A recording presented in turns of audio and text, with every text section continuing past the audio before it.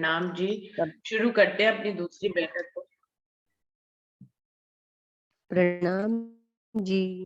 प्रणाम जी। बोलिए श्री प्राणनाथ प्यारे की जय। बोलिए श्री सद्गुरु महाराज की जय। सुंदर साथ जी, आज का विषय है, क्योंकि बीतक साहब के प्रसंगों पे हम लोग जो है मंथन करते हैं।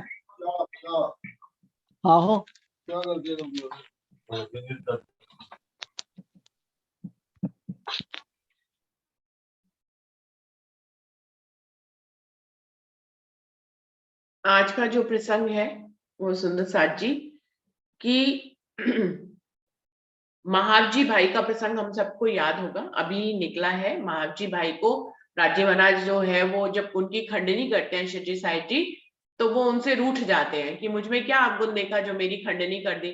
तो शिवजी साहिब जी की चर्चा में नहीं आते हैं और रात में राजी महाराज के हुक्म की शक्ति से राजी महाराज उनको जो है थप्पड़ मारते हैं और उनको ये आदेश देते हैं कि तुम वहीं पर ही जाओ। तब महावजी भाई जो है जागृत होते हैं और शिवजी साहिब जी के चरणों में आते हैं और उसके बाद से वो पक्का प्रवीण होते हैं।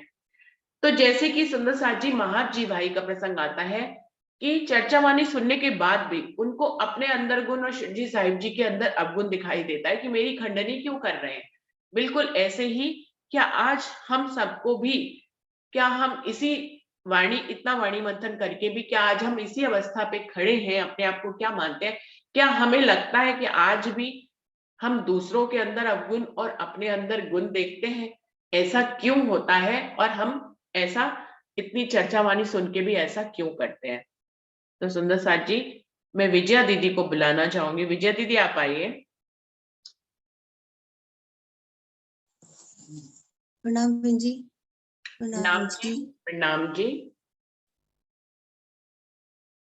अवगुण काढ़े गुण ग्रहे, हारे से होए जीत, साहिब से सन्मुख सदा ब्रह्म सृष्टि ए रीत। प्रणाम बहन जी। प्रणाम जी। आप इसका अर्थ भी तो करिए दीदी।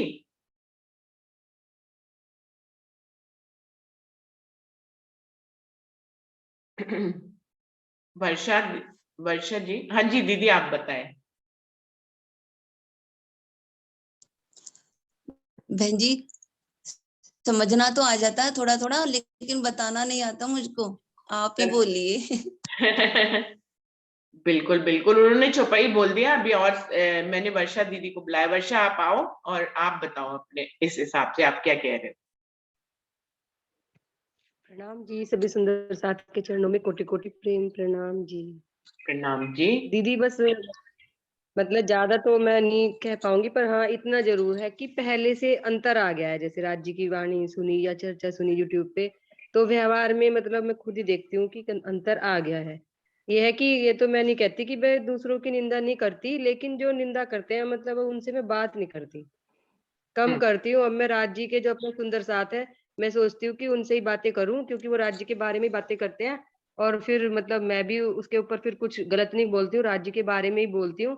तो जो लोग मतलब जिनसे मैं पहले बातें करती थी, मैं अब उनसे किनारा करती हूँ ताकि मैं राज्य की तरफ लग सकूं।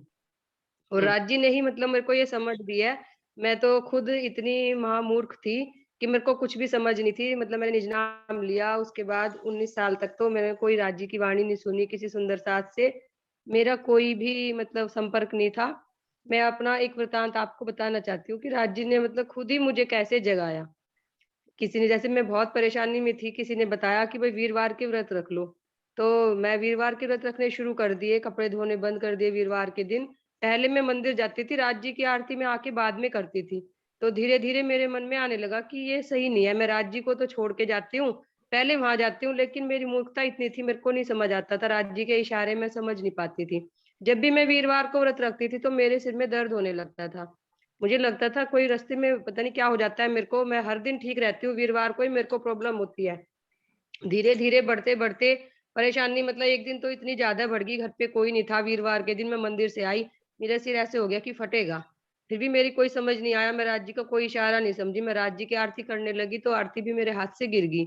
मूर्खता की इतनी हद थी, फिर भी मैं कोई नहीं समझ पाई, फिर भी मैं हर वीरवार जाती रही। फिर एक दिन ऐसा हुआ जब मैं बृहस्पति भगवान की जय बोलने वाली थी तो मेरे मुंह से राज्य की जय निकली। तब मेरे मन में आया कि मेरे दिल में तो राज्य है और मैं ऊपरी तौर से ये कर रही हूँ। फिर मैं हाथ जोड़ आई उनके पास कि भाई मैं अब नहीं चाहती कि मेरे से किसी का निरादर हो।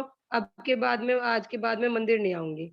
तो राज्य ने ही मतलब मुझे खुद अपनी ओर लगाया और जब मैंने चर्चा सुननी शुरू करी तो मुझे सही और गलत का ज्ञान होने लगा और फिर मैं उस तरफ बढ़ी और उसका आनंद इतना मिला कि जो शब्दों में बयां नहीं किया जा सकता। प्रेम प्रणाम जी दीदी। प्रणाम जी। देखिए वर्षा ने कितनी सरलता से अपना किस्सा सुना दिया कि वो धनी उसको इशारे दे रहे थे लेकिन वो समझ नहीं पा रही थी। और धनी अपनी पहचान देने के लिए कई बार ऐसा होता है कि परीक्षा भी लेते हैं, जिसमें खुद ही परीक्षा में डालते भी खुद है और हमें पास भी वो स्वयं ही करते हैं। अरविंद भाई जी, आप कुछ कहना चाह रहे हैं? अरविंद भाई प्रणाम जी, जी। प्रणाम जी। प्रणाम जी। वीडियो खोलिए आप अपना। एक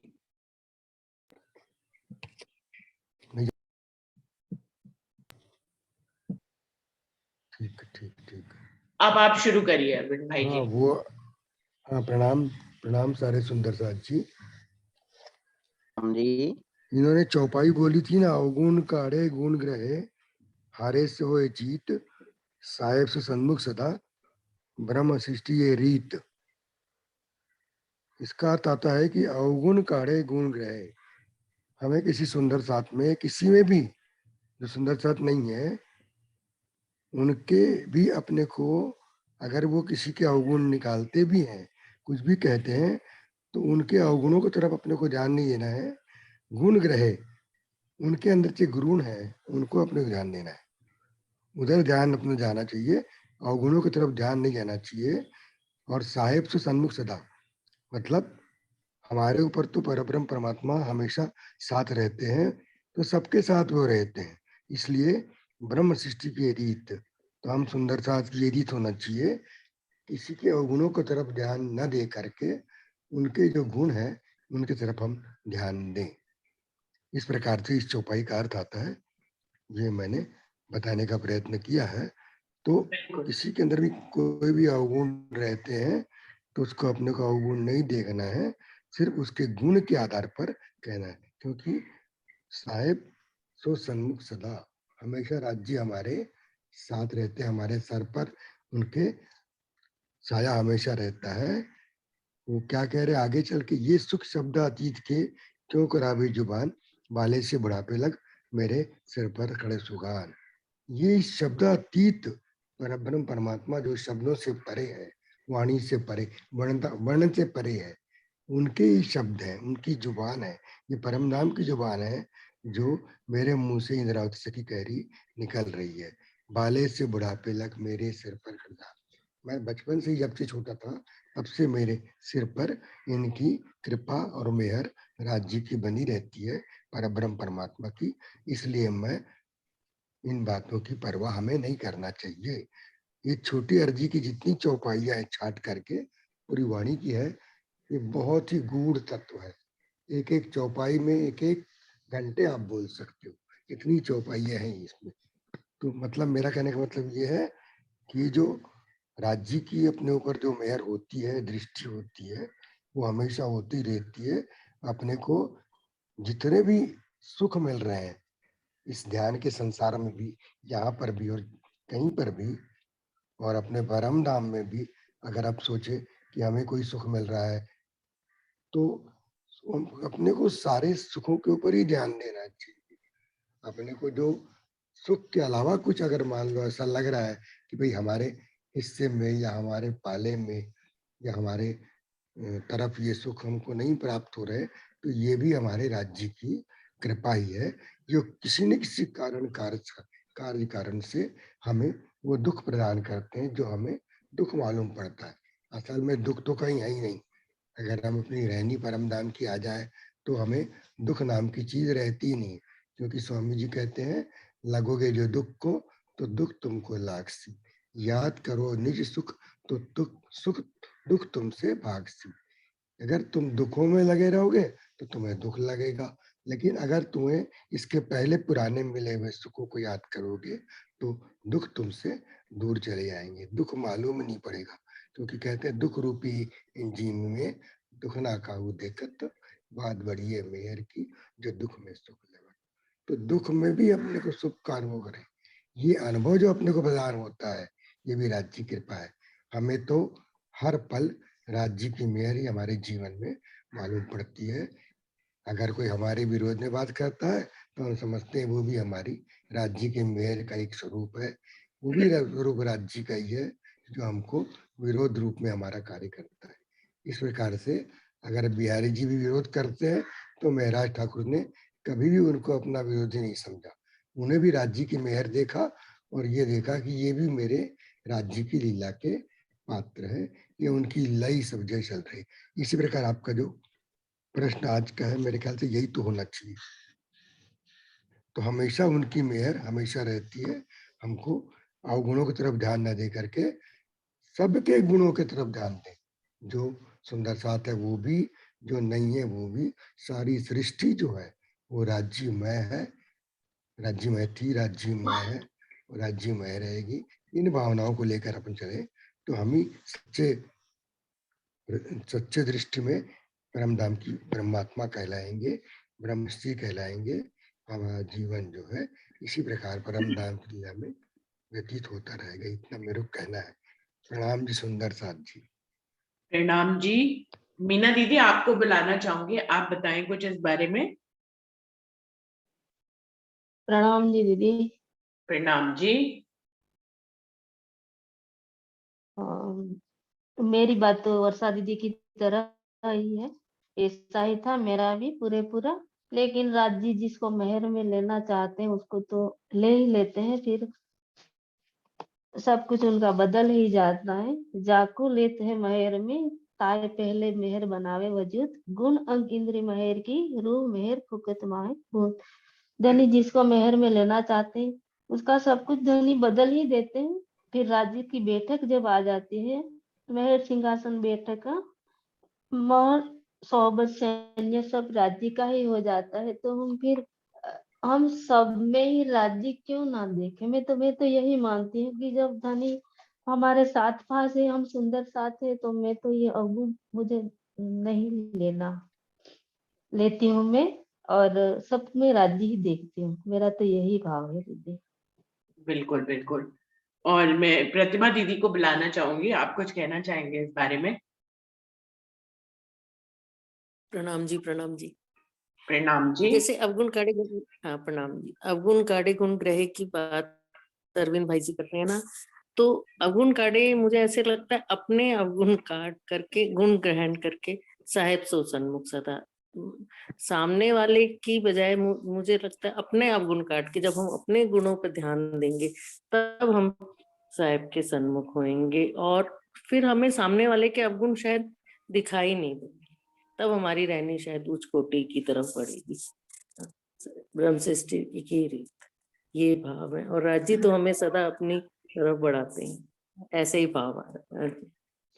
बिल्कुल प्रणाम। प्रतिभा दीदी ने जो अर्थ बताया है हम लोग इसी ढंग से अर्थ लेते हैं, लेकिन जो अरविंद भाई ने बताया कि अर्थ दूसरी तरफ से भी अर्थ जो उन्होंने बताया वो भी ले सकते हैं कि हमें भी दूसरों के भी अवगुण नहीं लेने चाहिए, उसमें से हीरे के रूप में हमें गुणों को ग्रहण कर लेना चाहिए, और अपने अंदर तो ये करना ही चाहिए कि हमें अपने अवगुणों को निकाल कर गुण को आगे रखना चाहिए। इस प्रकार से हम हार कर ही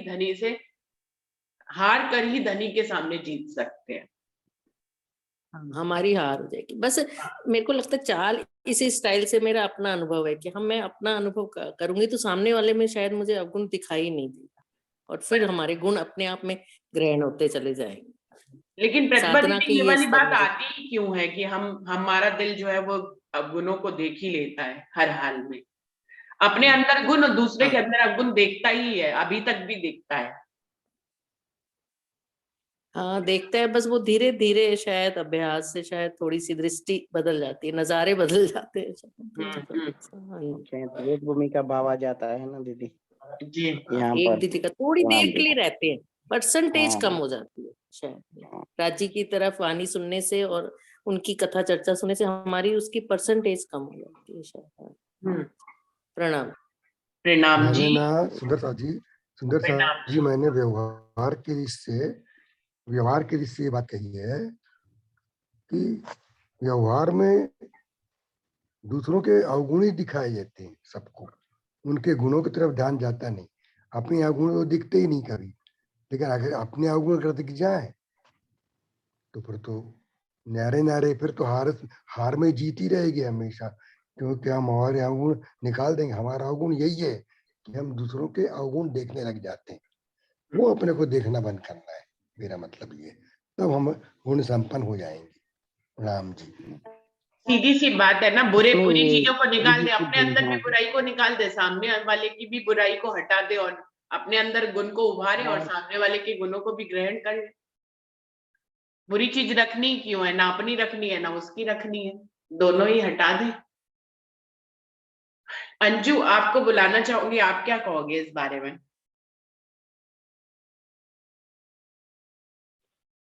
हाँ जी, प्रणाम जी, प्रणाम जी सबको। प्रणाम जी। अब सबने दीदी बताया तो है अपना अपना अनुभव। हाँ। जैसे वर्षा दी ने भी बताया, चलते तो देखो सब ऐसे ही हैं, जैसे वर्षा जी बता रही है ना, सब शुरुआत में तो देखो ऐसे ही चलते हैं, कोई वीरवार के व्रत, कोई मंगलवार, कोई शनिवार, चलते तो दीदी सब ऐसे ही हैं। फिर वो पता है होता है क्या ऐसा भी नहीं है। एक बात बताऊं, मैं अपनी बात ही बताऊं, चाहे मैंने तारतम भी ले लिया था ना, तारतम, तो भी उसके बाद भी देखो, वो कहते हैं ना अक्ल धीरे धीरे ही आती है, और मेरे में तो वैसे बाद में आई है। है ना? तो यानी इस राह पर चलते चलते भी हमारा जो ईमान है ना, धीरे धीरे ही खड़ा होता है दीदी। बिल्कुल वैसे ही जैसे मावजी भाई को लगा ना कि अरे मेरे घर पर आए हैं, और भी मेरी खंडनी, ये यानी पूरी बीतक देखो दीदी, मैं तो अपने ऊपर ही घटाती हूँ।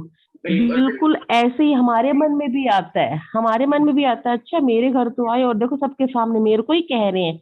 लेकिन ये समझ आते आते ही आती है दीदी, धीरे धीरे ईमान हमारा खड़ा होता है, पहले दिन से नहीं खड़ा होता।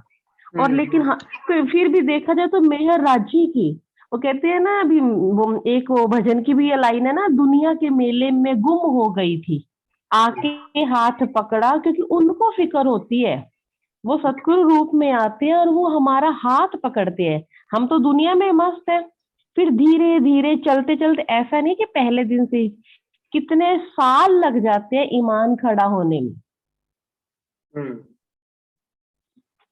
बिल्कुल। हाँ जी, हाँ जी, प्रणाम जी। प्रणाम जी। हंसाबेन, आपको बुलाना चाहूंगी, आप इस बारे में क्या कहेंगी? प्रणाम जी दीदी। प्रणाम जी। आप तो खोलिए ना बस वीडियो। हाँ, खोल दिया। आप तो तैयार बस हो मैं आज। मेरा भाव हाँ मेरा भाव ही ऐसा ही है कि हम दूसरे के अवगुण को देखते हैं, पहले हम अपना अवगुण निकाले तब, और दूसरों का अवगुण देखना भी बंद कर दे तभी। लेकिन अब ऐसा तो होता ही है कि दूसरों का अवगुण दिख ही जाता है, वो तो पक्का है। लेकिन धीरे धीरे ये वाणी जब समझ में आएगी, आ रही है, तब थोड़ी देर के लिए होता है, फिर अरे नहीं ये तो ऐसा नहीं करना चाहिए, उसका गुण क्यों हम देखें, ऐसा तो होता ही है, फिर अफसोस होता है। लेकिन पहले एक बार नजर में तो आ ही जाता है, धीरे धीरे करके जब हम चाल चलेंगे तो फिर वो आ जाएंगे। मेरा ये ऐसा भाव है दीदी। प्रणाम जी। प्रणाम जी। हंसा दीदी, अपना अवगुण भी दिखता है। हंसा दीदी, अपना अवगुण भी दिखता है। कैसे? हाँ, जब हम दूसरों को देखते हैं ना, अरे वो तो राज्य की राह पर इतना चल रहा है, यानी हाँ, पहले ही बिल्कुल। नहीं दिखते थे, अब खुद को लगता है अरे हम कितना उनसे वो रह गए हैं, यानी हमारी चाल में कितनी कमी है, हमें अपना अवगुण भी दिखता है दीदी। बिल्कुल दिखता है। बिल्कुल दीदी। दूसरों का अवगुण देखते हैं, वही हमारा अवगुण है। जब हाँ, दूसरों का अवगुण हमारी दृष्टि में बिल्कुल नहीं आएगा, सही तभी कहा हमारा नरेश अवगुण भाई। निकलेगा। यही सोचते हैं कि दूसरे का अवगुण देखते हैं, वही, क्योंकि दूसरे का अवगुण देखने में हम खोज में रहते हैं कि उसका क्या अवगुण है, उसका क्या गुण, यही सबसे बड़ा अवगुण हमारा है। यही हमारी, ये जब तक ये अवगुण हमारा नहीं निकलेगा, जब तक हम दूसरों का अवगुण दिखाई नहीं देगा, तब हमारा अवगुण निकलेगा। इसीलिए राज्य महाराज ने बोला कि अवगुण काटे गुण गए, कि हमारे में जो अवगुण है वो निकल जाएगा। और उसका गुण क्या है? तो उसका गुण यही है कि हम दूसरों का अवगुण नहीं देख पाते हैं। यही उसका गुण है। तो अवगुण काढ़े गुण गए हारे से होई जीत। जब वो हारे होते हैं, जिसका अवगुण निकल गया है, तो वो जो हारे होते हैं, तो ये संसार से हारे होते हैं तो भी उसकी जीत है। जीत क्या है कि उसने अवगुण निकाल दिया, राज्य के चरणों में राज्य का दीदार करने लगा, परम धाम का सुख लेने लगा, तो वही उसका गुण है। किसका गुण है? जो अवगुण निकल गया उसका गुण वही है। मेरा कहने का मतलब है कि हम ये सुख ले पाते हैं, तो निश्चिंत ग्रह प्रेम सो। तो ये अवगुण जब हमारा निकल जाएगा तो हम हर वक्त हर पल हम श्री जी के चरणों के ध्यान में बैठे रहेंगे और श्री जी के चरणों का दर्शन करेंगे। यही मेरा भाव है दीदी। आगे तो आप अच्छी तरह से समझा पाओगे। सुंदर साथ जी, इसमें परीक्षा पता कहाँ होती है? मैं मान लीजिए हमने वाणी मंथन किया और हमें अपने अंदर ये गुण को उभारना है कि हमें दूसरों के अवगुण नहीं देखने और अपने अवगुणों को निकालना है, अपने गुणों को उभारना है। लेकिन परीक्षा कहाँ पे आ जाती है? मान लीजिए हमारे सदगुरु सरकार श्री है, उनकी किसी ने बुराई कर दी हमारे सामने। मैं एक एग्जाम्पल दे रही हूँ। इस तरह की परिस्थितियों में सुंदर साथ बहुत फंसता है। अब उसने तो पढ़ा हुआ है ज्ञान, और उसको किसी सामने वाले के अंदर अवगुण नहीं देखना है, लेकिन वो अवगुण करे ही जा रहा है। तुम्हारे वो सदगुरु है, वो उनकी बुराई किए जा रहा है। अब तुमको क्या करना होगा, आप बताइए। यहाँ पर मैंने एक परीक्षा की घड़ी दे दी, अब आप क्या करेंगे? अब उसके अंदर अवगुण देखेंगे कि नहीं देखेंगे, क्या करेंगे आप बताइए? दीदी फिर से दोहराइए, आप क्या कहना चाहते हो? मतलब ये है कि हमने वाणी पढ़कर अपने आप को इस अवस्था पर ले आए कि भैया हमें सामने वाले में अवगुण नहीं देखना है, हमें उसके अंदर गुण ही देखना है। और अपने को भी हम इस स्थिति में ले आ रहे हैं कि हम अपने अंदर से भी अवगुण निकालेंगे, कटु वचन नहीं बोलेंगे और गुण से ही गुण को उभारेंगे, यानी कि हम मीठे वचन बोलेंगे या हम जवाब नहीं देंगे। तो ऐसे में हमें परीक्षा में धनी डाल देते हैं। आपके सदगुरु हैं सरकार श्री, आप उनको बहुत मानते हैं, या अमृत भाई जी आपके सदगुरु हैं। अब किसी ने सामने से आके अमृत भाई जी की बुराई कर दी या सरकार की बुराई कर दी, अब आप परीक्षा की घड़ी में आ गए, अब आप क्या करेंगे? सामने वाले के अंदर अवगुण देखेंगे कि नहीं देखेंगे? पहले कुछ नहीं तो देखना सत्यता है। को समझेंगे। वो जो पहले तो उसने बुराई की तो वो उसका अवगुण है। उसने बुराई की तो वो उसका अवगुण है, हमारा तो अवगुण है ही नहीं। तो हम क्यों अवगुण को देखें? हमको वो अवगुण नहीं देखना है, उसको जो बोलना है वो बोलने दो ना। हमारा सदगुरु तो हमारा धनी है, हमारा सदगुरु तो सरकार श्री है, हमारा सदगुरु है अमृतराज जी है, हमारा सदगुरु सदगुरु देवचंद्र जी है। वो जिसको जो सदगुरु मानते हैं वही सदगुरु है। और वही सदगुरु की अगर कोई बुराई करता है तो वो बुराई करता है तो वो अवगुण हमारा नहीं है, वो अवगुण उसका है कि ये बुराई कर रहा है। तो उस अवगुण को हमको देखना ही नहीं है, हमको कुछ जवाब ही नहीं देना है, क्योंकि वो उसका अवगुण है। हम उसको क्यों देखें?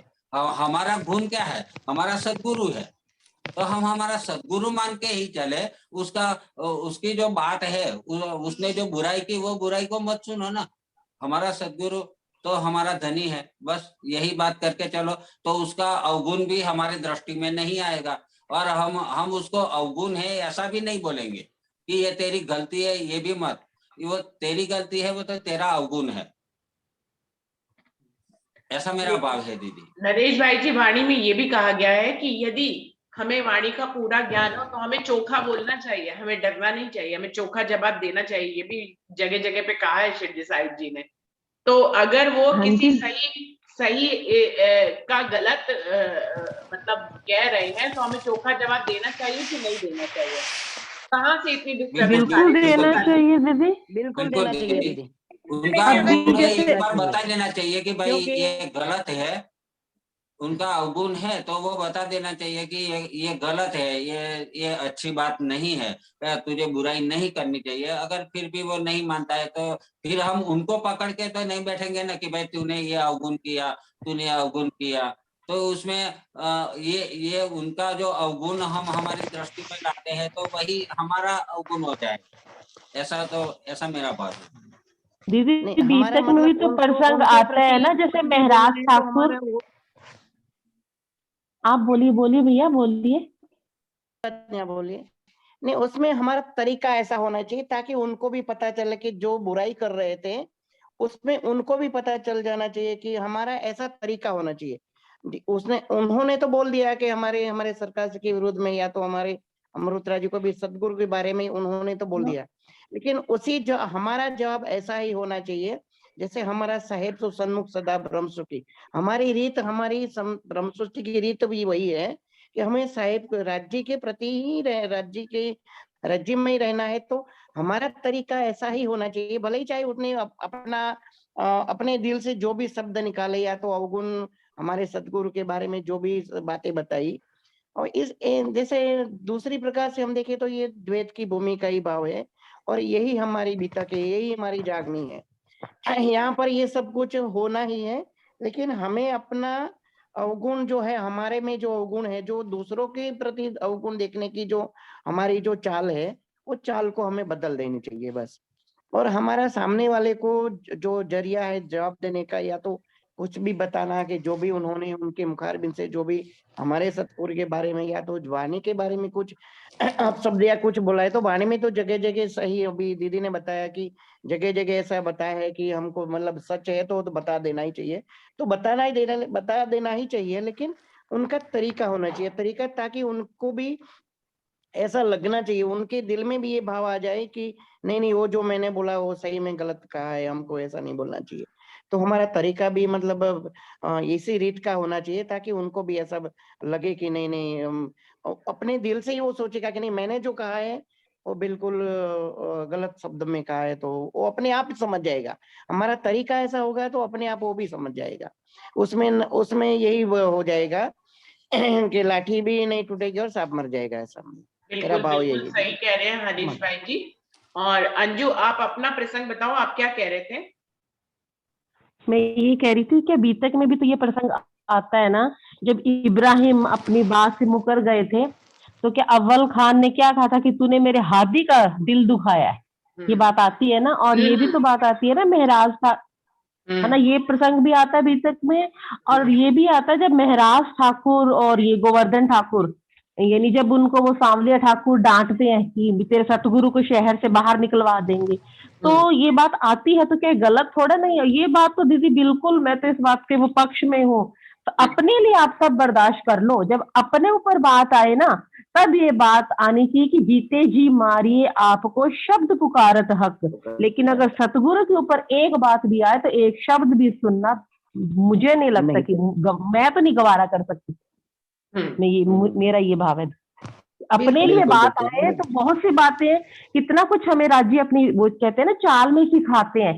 कहने को कहते हैं ना, अरे वैसे तो राज्य की राह पर है, तो कहते हैं एक तरफ कुआं एक तरफ खाई, तो वहां ये चुपाई सिद्ध होती है, जीते जी मारिए आपको, तब हमें वहां पर उस जगह पर खड़े रहना है भी अपने आप को जीते जी कैसे मारना है। लेकिन सतगुरु के खिलाफ एक शब्द भी सुनना बिल्कुल भी गवारा नहीं है। बिल्कुल बिल्कुल। मैंने ये एग्जाम्पल इसलिए दिया कि इसमें बहुत सुंदर साथ बहुत बार फंसते हैं ये एक कॉमन सी बात है कि मतलब हम सुंदर साथ आपस में जो कहा सुनी हो जाती है वो इसी को लेकर बहुत बार होती है सुंदर साथ जी।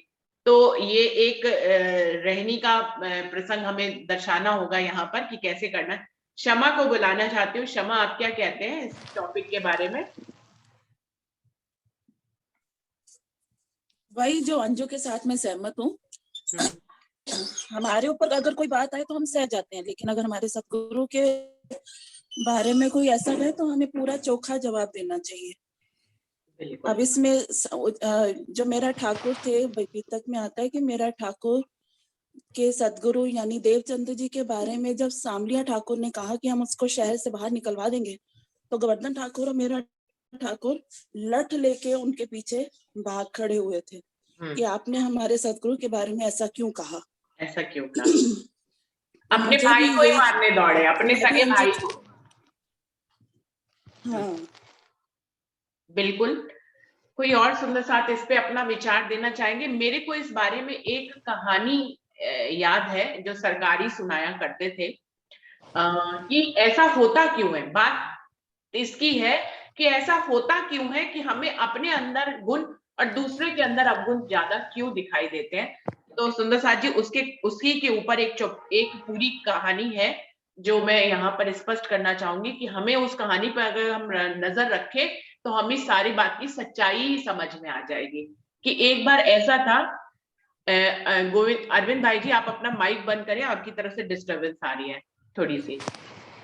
तो एक बार क्या था कि सबका न्याय जो होता है, इंद्रदेव सबका न्याय लेते हैं या जो भी भगवान है जो सबका न्याय लेते हैं, तो लाइन लगी हुई थी अपना न्याय करवाने के लिए। उसमें हर किसी का न्याय गुण और अवगुणों के हिसाब से होना था।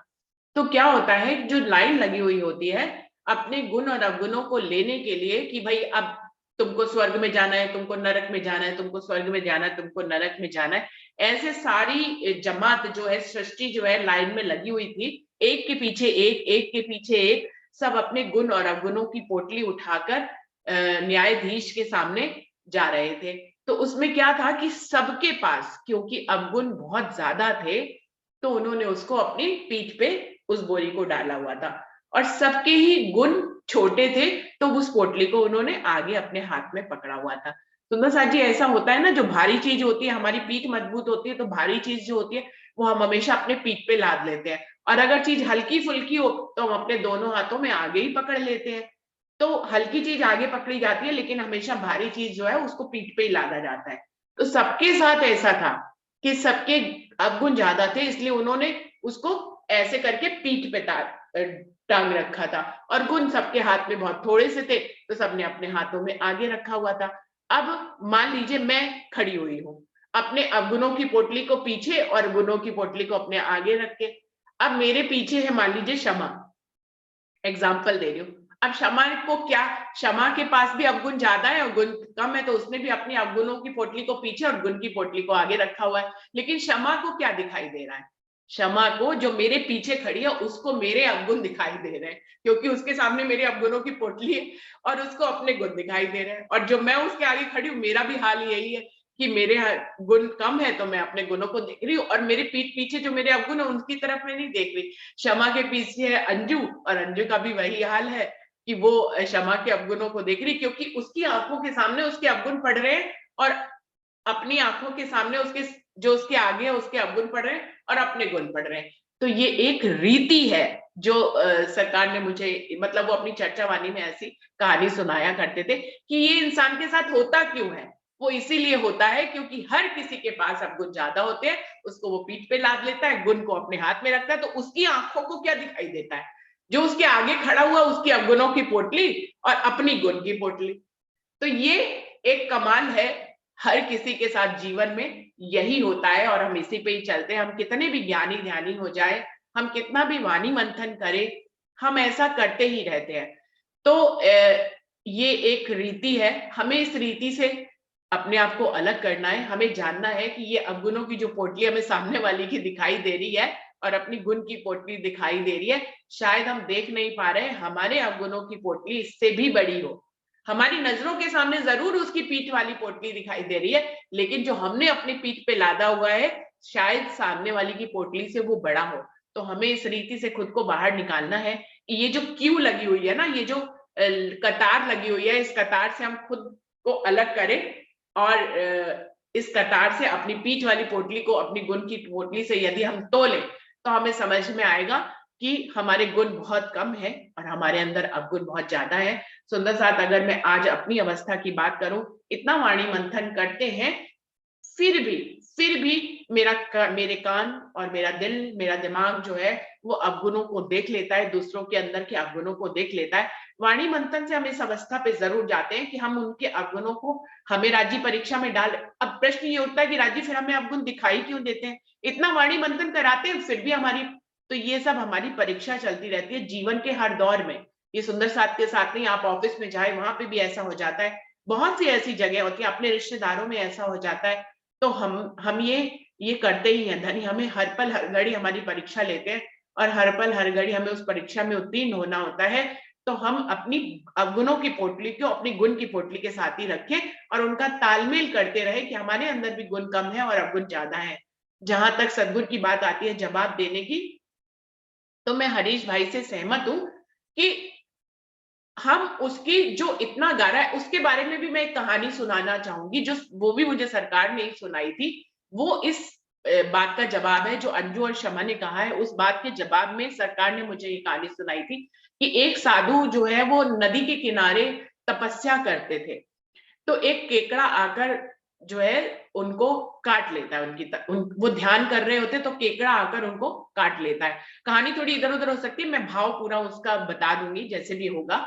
तो वो केकड़ा उनको काटता है, संत जो है उस केकड़े को बड़े प्यार से उसको काट लेता है, लेकिन वो उसको अलग करके और फिर जल में छोड़ आते हैं। वो फिर अपने ध्यान मग्न हो जाते हैं और फिर जो है वो केकड़ा फिर से आकर उनको काट लेता है, तो वो फिर से उसको प्यार से उसके जल में छोड़ आते हैं। ऐसा 4-5 बार होता है। लेकिन जो एक दृष्टा होता है वहां पर बैठे होता है आदमी, वो महात्मा से पूछता है कि आप ये क्या कर रहे हैं, मतलब बार बार वो केकड़ा आपको काटता है, डंक मारता है, और आप बार बार उसको जो है प्यार से पानी में छोड़ आते हैं, आप उसको मार क्यों नहीं देते हैं?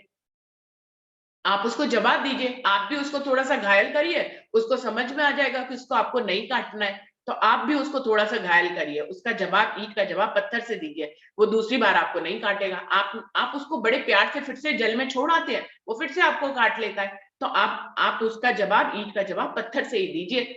तो वो संत कहते हैं कि कैसी अज्ञानता भरी बात तुम कर रहे हो। अगर केकड़ा का तो स्वभाव ही है काटना, वो तो काटेगा ही काटेगा। सोचिए, मैं तो साधु हूं, यदि वो केकड़ा होकर अपना स्वभाव नहीं छोड़ता तो मैं साधु होकर अपना स्वभाव क्यों छोड़ूं? साधु का क्या मतलब होता है? साधु का मतलब होता है वो किसी के ऊपर प्रहार नहीं करता, वो प्यार ही करता है। तो जब केकड़ा अपना स्वभाव नहीं छोड़ रहा, जिसको आप बुरा कह रहे हैं, और साधु की तो महिमा ही अलग है, तो मैं साधु होकर अपना स्वभाव कैसे छोड़ दूं? मैं ईंट का जवाब पत्थर से कैसे दूं?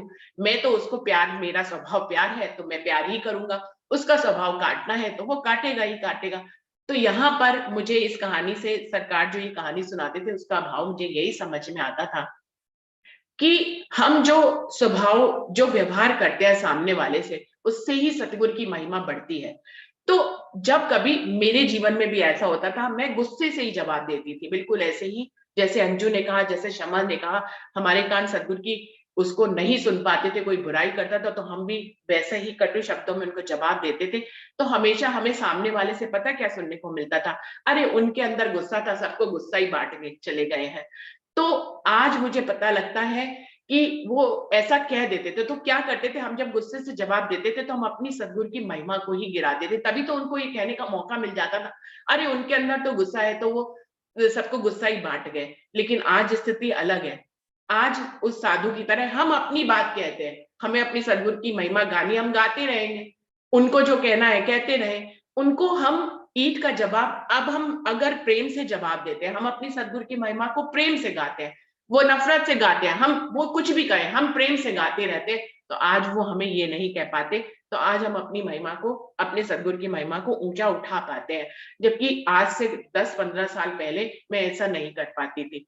तो ये कहानी जो सरकार ने मुझे सुनाई थी, या वो अपनी चर्चा वाणी में सबको सुनाते थे, इस कहानी से मुझे यही शिक्षा मिलती है।